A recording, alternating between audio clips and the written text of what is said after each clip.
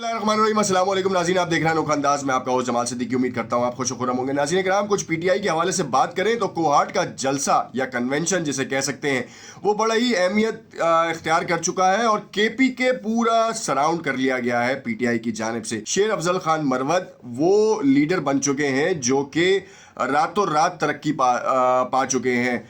Night mayor कह लें या once in a blue moon वाली मिसाल दे लें कि पीटीआई के एक ऐसे रहनुमा जो कि वकील थे, जो केसेस लड़ते थे, और अब वो ऐसे फर्स्ट ईयर के लीडर बन चुके हैं जो कि इमरान खान की आंख का तारा है।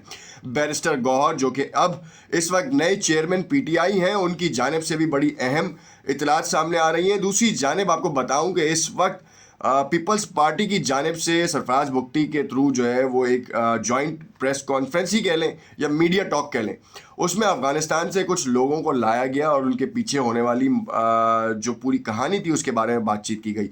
और तीसरी जानिब कुछ अदालतों में बड़े बड़े कारनामे आज सर अंजाम दिए गए हैं। बुशरा बीबी ने जो है वो बाकायदा एक विज़िट किया है नैब का। 10 बजे उनको पहुंचने का टाइम था मगर वो काफ़ी डिले पहुंची हैं। क्या वजूहत थी वो देखेंगे। और बहुत अहम खबरें हैं। खतीजा शाह की खबर है और खतीजा शाह की दो खबरें हैं। एक तो उनको कोयटा ले जाया गया है लाहौर से, और दूसरी जानिब उनके इलेक्शन लड़ने की खबर भी सामने आ रही है। इन तमाम चीज़ों को हक़ाइक़ के ऊपर रख के देखेंगे कि क्या मामलात सामने आ रहे हैं। तफसीलात में जाने से पहले आपसे इल्तमास करते हैं कि अगर आपने चैनल को लाइक एंड सब्सक्राइब नहीं किया तो इसे लाइक एंड सब्सक्राइब कर लें। नाज़रीन किराम, यहाँ पर मैं आपको सबसे पहले बिलावल भुट्टो जरदारी साहब की एक बातचीत कहूँ कि इमरान खान की पॉलिसियों के बाइस जो है मुल्क को जिस तरीके की नुक्स अमन का सामना करना पड़ा वो जो है बड़ा अलार्मिंग सिचुएशन था। किसके कहने के ऊपर जो है वो उन लोगों से बातचीत की गई जिन्होंने माजी में पाकिस्तान के ख़िलाफ़ बड़े नुक्स अमन के जो है मंसूबों पे अमल किया, और यहाँ पर बेनज़ीर भुट्टो साहिबा का भी जो है वो मामला सामने आया।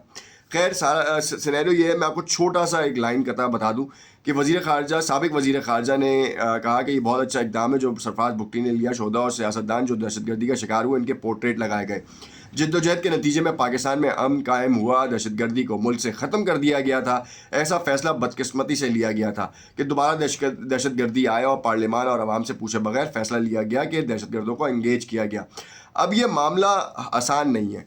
ये बहुत बड़ी एक वो है कि हुकूमत की रिट को चैलेंज किया गया, क्योंकि हुकूमत, इमरान खान जब हुकूमत में थे तो उन्होंने ये फ़ैसला दिया था। तो हुकूमत में कोई भी हो उसकी रिट को चैलेंज तो नहीं किया जा सकता। खैर, उसके ऊपर सवालात उठाए जा सकते हैं, बिल्कुल उठाए जाएं, जमहूरी हक़ है। और एक पाकिस्तानी शहरी, बहैसियत पाकिस्तानी शहरी बिलावल भुट्टो जरदारी साहब ने, जो कि साबिक़ वज़ीर ख़जाना ख़ारजा भी रहे हैं, उन्होंने ये सवाल उठाया है। और सरफराज बुगटी जो कि निगरां इस वक्त वज़ीर दाखिला हैं, उनके साथ बैठ के, तो ये एक बड़े अचंभे की बात है कि एक पार्टी का लीडर जो है वो वज़ीर दाखिला, निगरां वज़ीर दाखिला के साथ बैठ कर टीवी के ऊपर ये बात कर रहा है। खैर, बल्ले के इंतखाबी निशान के लिए एक और सियासी जमात मैदान में आ गई है।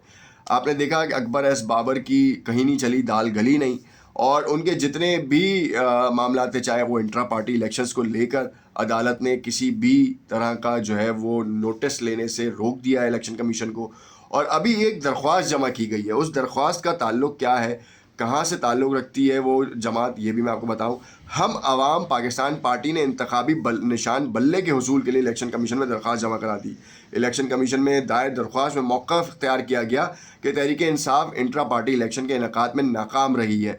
बल्ले का इंतखाबी निशान खाली है, किसी पार्टी को दिया गया, ना ही किसी पार्टी ने मांगा है, जबकि तमाम रजिस्टर्ड जमातों को इंतखाबी निशान अलॉट हो चुके हैं। हमारी जमात को अभी तक कोई इंतखाबी निशान अलॉट नहीं हुआ। दरख्वास्त में इस्तदा की गई कि बल्ले का इंतखाबी निशान हम अवाम पाकिस्तान पार्टी को अलॉट किया जाए। दरख्वास्त चेयरमैन हम अवाम पार्टी मोहम्मद अमजद चौधरी की तरफ से दायर की गई। मतलब इतनी कोई कह लें कि अजीब सी कहानी है कि एक गुमनामी में सोई हुई जमात के एक रहनुमा सामने आते हैं, चेयरमैन सामने आते हैं, जिनका नाम भी जो है ना वो लिख के रखना पड़ रहा है कि भाई कौन सी पार्टी है ये, हम अवाम पाकिस्तान पार्टी।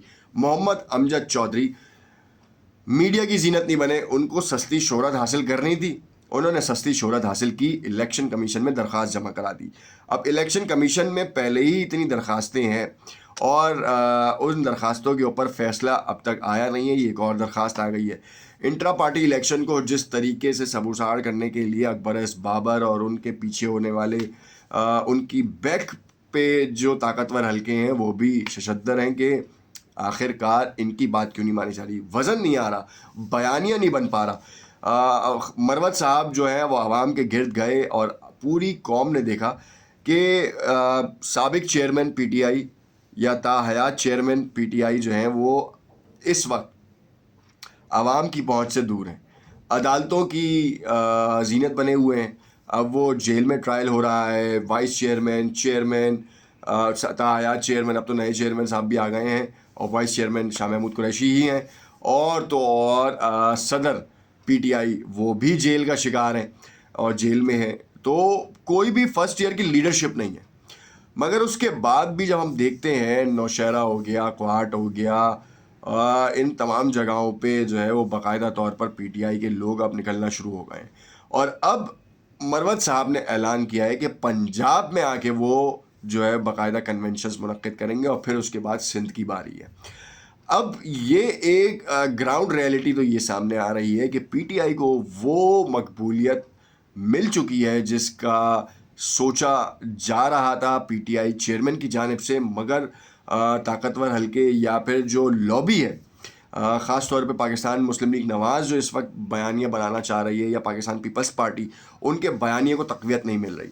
ایک جانب یہ سوچ بھی واضح ہوتی نظر آ رہی ہے کہ پاکستان مسلم لیگ نواز جس طریقے سے, جس انداز سے ٹی وی میں اپنے بیانات تبدیل کر رہی ہے یا اپنے رہنماؤں کو ان بیانات دینے پہ اکسا رہی ہے, جس سے یہ تاثر اور یہ گمان ظاہر ہو کہ اگر پاکستان مسلم لیگ نواز کے ساتھ جو ہے وہ لاڈلے والا برتاؤ نہیں کیا گیا تو پھر طبل جنگ بچ جائے گا اور پھر جو ہے وہ عمران خان والے بیانیے کے اوپر ساری جماعتیں آ جائیں گی. اب یہ دھمکی سمجھیں یا پھر حنیف عباسی, شاہد خاقان عباسی, یا پھر جو ہے وہ بہت سارے اور رہنما جو ہیں جس طریقے سے بیانات دے رہے ہیں, وہ کسی اور طرف کہانی جا رہی ہے.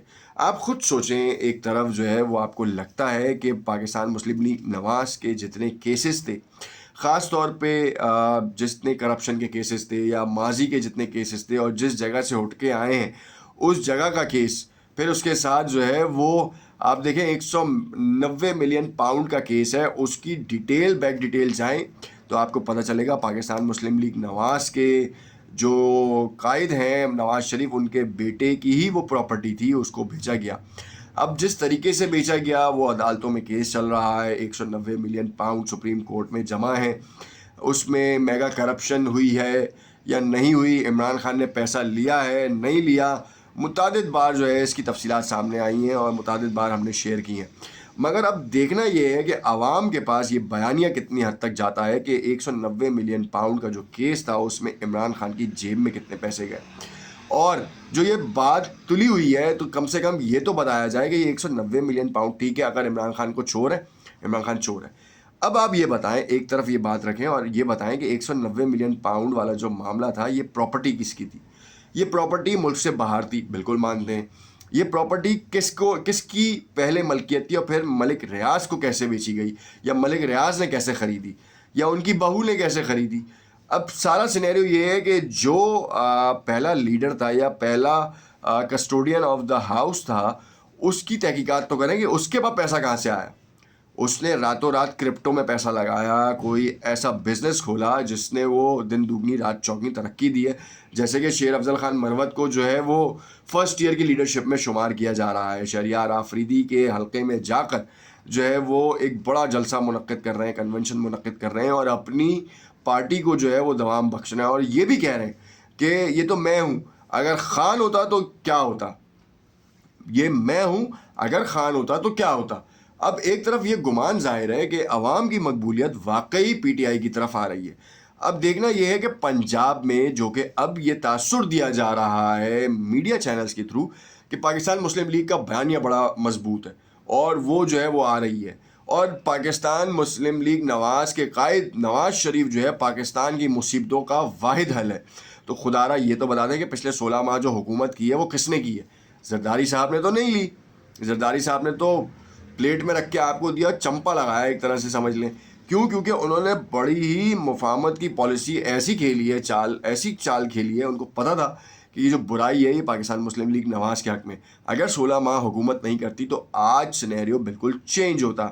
آج پاکستان مسلم لیگ نواز کے قائد شاید باہر ہوتے, مگر جو مقبولیت, جو ان کے لیے لوگوں میں جذبہ ہمدردی ہوتا, وہ دن دوگنا رات چوگنی ترقی کرتا اور پنجاب کو اوور کم کر لیتے. جنوبی پنجاب کا بہت بڑا ایریا ان کے پاس آ جاتا, جو کہ اب پاکستان پیپلز پارٹی اور پاکستان تحریک انصاف کے پاس ہے. تحریک انصاف تو خیر بہت ہی زیادہ پاپولر ہے, مگر یہاں پہ یہ بات نہ بھولیں کہ پاکستان پیپلز پارٹی بھی جو ہے وہ اب اس جنوبی پنجاب والے حصے میں بہت زیادہ ایکٹیو ہو چکی ہے. یوسف رضا گیلانی گراؤنڈ لیول پہ ایکٹیویٹیز بڑی عمدہ طریقے سے پرفارم کر رہے ہیں. نیب میں جو ہے بشا بی بی کی پیشی ہوئی ہے, اور اس وقت آنے والی صورتحال یہ ہے کہ عمران خان کی جو ضمانت کی جو کارروائی ہے وہ ہو چکی ہے, مگر رہائی جو ہے متوقع نہیں ہے, اور الیکشن میں حصہ لینا بھی متوقع نہیں ہے. الیکشن شیڈیول 18 دسمبر کو جاری کرنے کا جو ہے وہ اندیا دیا گیا ہے. اس سے پہلے اگر یہ ساری چیزیں سارٹ آؤٹ ہو جاتی ہیں تو نواز شریف اور عمران خان لڑ سکتے ہیں, ورنہ یہ دونوں نہیں لڑیں گے تو چوتھی بار وزیر اعظم نواز شریف نہیں بن پائیں گے. یہ تو کلیئر کٹ ہے. اب اس میں جتنی بھی آپ وضاحتیں دیں یہ قابل قبول نہیں ہے. پاکستان مسلم لیگ نواز کے آئندہ کے وزیر اعظم جناب نواز شریف کے بجائے جناب شہباز شریف ہوں گے. مریم نواز کو اگر ریگنگ ہوئی تو سی ایم پنجاب کے طور پہ جانا جائے گا, یا پھر ان کو وزیر داخلہ کی پوسٹ دی جائے گی. یہ ایک آپ کو انسائٹ نیوز بتا رہا ہوں. اور اگر پیپلز پارٹی آتی ہے, کیونکہ ابھی ہمیں ایک کھیل کا دوسرا رخ بھی سمجھ میں آ رہا ہے. راؤ انوار کا انٹرویو آپ سب کے سامنے آپ کی نظروں سے گزرا ہوگا. آخر یہ کیوں تھا اس کی حقیقت بھی میں آپ کو بتاؤں گا. دیکھتے رہیے گا نوک انداز. کمنٹ میں اپنی رائے سے ضرور آگاہ کیجیے گا. ہو سکتا ہے کسی بات سے آپ متفق نہ ہو تو کمنٹ میں ضرور بتائیے گا کہ ہماری کس بات سے آپ کو جو ہے وہ اتفاق رائے نہیں ہے. شکریہ.